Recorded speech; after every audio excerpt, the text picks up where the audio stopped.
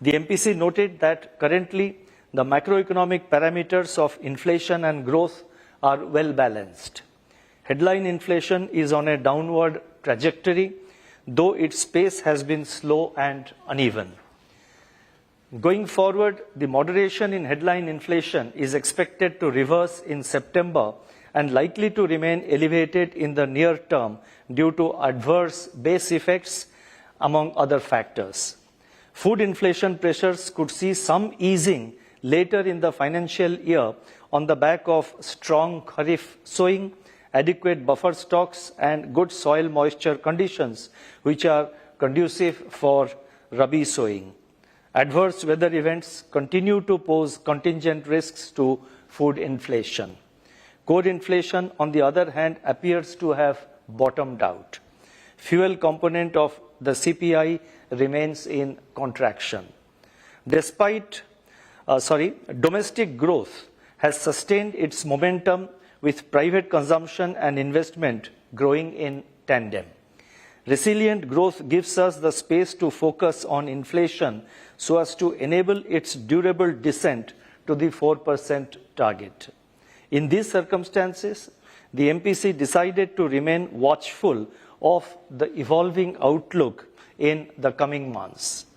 Keeping in view the prevailing inflation and growth conditions and the outlook, the MPC considered it appropriate to change the stance to neutral and to remain unambiguously focused on a durable alignment of inflation with the target, while of course supporting growth.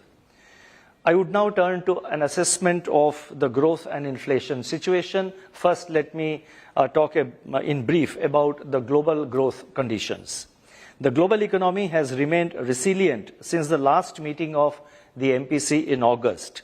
Although downside risks from increasingly intense geopolitical conflicts, geoeconomic fragmentation, financial market volatility, and elevated public debt continue to play out. Manufacturing is showing signs of slowdown while services activity is holding up. World trade is exhibiting improvement. Inflation is softening, supported by lower energy prices. Growing divergence in inflation growth dynamics across countries has resulted in varying monetary policy responses. Let me now turn to domestic growth. Real GDP grew by 6.7% in the first quarter of this financial year, that is 24-25.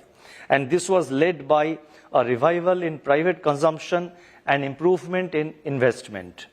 The share of investment in GDP reached its highest level since 2012-13. Government expenditure, on the other hand, contracted during the first quarter.